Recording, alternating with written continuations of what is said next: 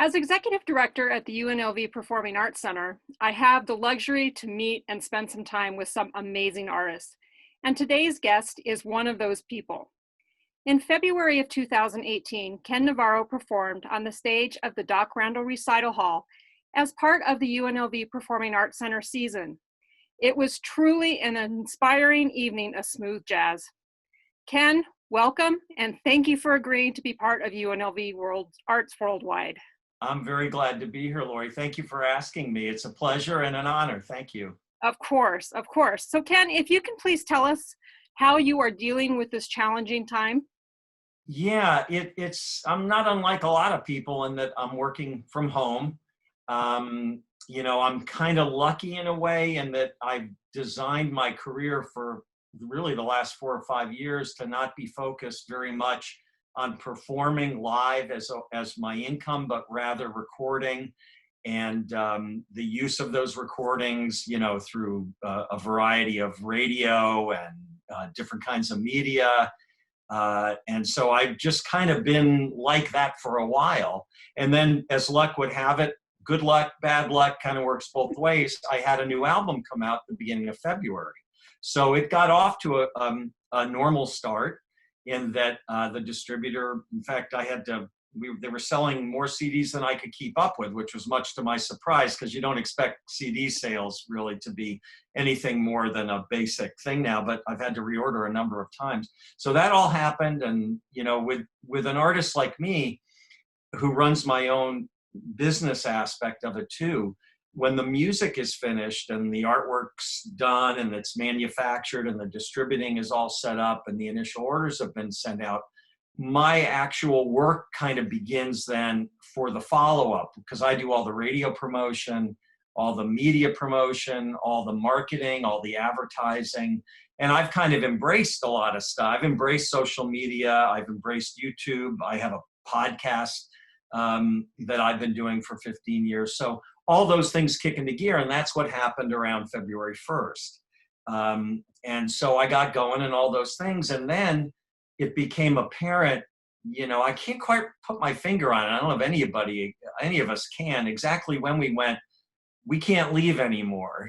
We can't go into the grocery store without wearing a mask and so on. But I just kind of embraced it and started to do live concerts on Facebook. I've done 3 so far, and I'll probably do another one, and just kind of put even more of my attention into social media, because now that's where everybody is, Right. At least for this kind of music anyway. So, it's weird to only go outside to basically walk, and, we do all our groceries, we pick them up on a designated day, and everybody's got gloves and a mask, and I don't know, I'm looking forward to when this changes, but at least from my work standpoint, I'm one of the lucky ones. And I've even been getting hired by other musicians, other artists to do featured spots and, for hire recordings, which has been something I think doesn't normally happen as often as it's happening now. But I think that artists are kind of saying, okay, how can I make lemonade out of lemons? Mm-hmm. Maybe I can get this person and that person to play on my album who might normally not be as available. And so there's kind of that thrown into it too. So I can't really say I have anything to complain about, but we'll see where we go from here, right? Yes. Yes. So today we're going to be sharing with our audience a video that you provided us from your Music for Guitar and Orchestra CD. Mm-hmm. You actually played this song in your concert here in Las Vegas, and it was entitled The Grace of Summer Light. Yeah. It was an amazing project that you undertook. Could you please share a little bit of that project with us? Sure. And I'd like to say too that, that was an interesting performance there for that song, because I had not yet recorded the orchestra. So what I was playing to was this 7-minute, what I call a major composition, sarcastically to some extent, because I take it, so it's one that it's very involved and very linear and all that.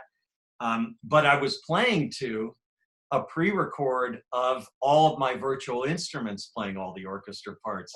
So it was that stage where I hadn't actually recorded the album yet. So anyway, yeah, we went into the studio in March, almost a little over 2 years ago.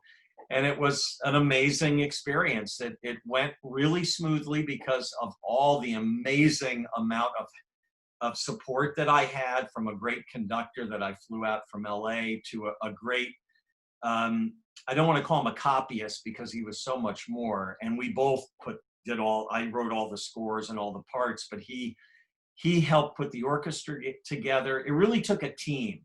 And which is something that if you could probably tell from what I was saying about, my current album, I'm kind of used to doing everything by myself to a large extent, not necessarily playing everything, but, so having to rely on not only this team of people plus an orchestra of 50 plus players to do their homework, it all went amazingly well. And within 3 days, we recorded all the orchestra parts. Then I spent the next 6 weeks or so bringing in all these guest musicians. I had Dave Weckl, just a virtuoso drummer who's been with Chick Corea for years, and many people play drums on The Grace of Summer Light. And then John Patitucci, also from Chick Corea's band, and many, many other things. He played bass on that and another song. And I had a harpist, an old friend from Los Angeles named Laurie Andrews, who's a brilliant harpist as just a harpist, but she's that rare breed of a jazz harpist. And so she improvises and she has groove and all of that stuff. So she played on 6 songs. And of course, all 3 of those people were replacing all of my virtual instrument parts. Now the orchestra had been replaced. Now they were coming in and replacing my demo parts. And then I brought in Eric Marienthal, who's a really great saxophonist. Feels like I was robbing the Chick Corea band, but also from Chick Corea. And another drummer named Chad Wackerman, who has played orchestral stuff with James Taylor and Frank Zappa. So he was particularly qualified to play drums on one of the songs on the album. And I feel like I'm missing somebody, but I think that's basically the guest performers. And then I re-recorded all of my guitar parts, and reacted and interplayed with the orchestra and felt the rhythm the way they felt it. They all played to a click because these orchestra players couldn't just be your typical classical players. They had to have all that happening, but they had to be able to play to a click. They had to be able to have some sense of what jazz is. Not that they had to improvise, but they had to feel it in a different way than, say, a classical symphony would sound.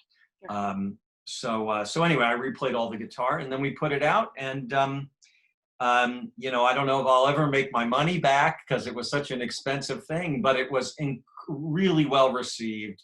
And I was surprised by how many people, for example, on Spotify and Pandora and these streaming services, I was surprised to see it get over 100,000 streams within a month, which is not a lot of streams in the pop world, but for something that's a jazz recording done with an orchestra, I was just happy to see that it crossed over, so to speak. And someday, hopefully soon, we will look back on this as a kind of unique time that if we did something with it, then we'll really have something positive to take from it. So I guess that's my somewhat preachy, but advice that I'm following myself, that I would give to the UNLV audience. Awesome. Thank you. Ken, thank you so much for your time and your amazing talent. And for our viewers, please don't forget, visit Ken's website, www.kennavarro.com, and you can purchase all of his CDs there, not just the last 2 great ones, but all of them are there. All there. Yes. And now we're going to share with you Grace of Summer Light. Thank you, Lori. It was my pleasure. And thank you for allowing me the honor to participate in this. You're welcome.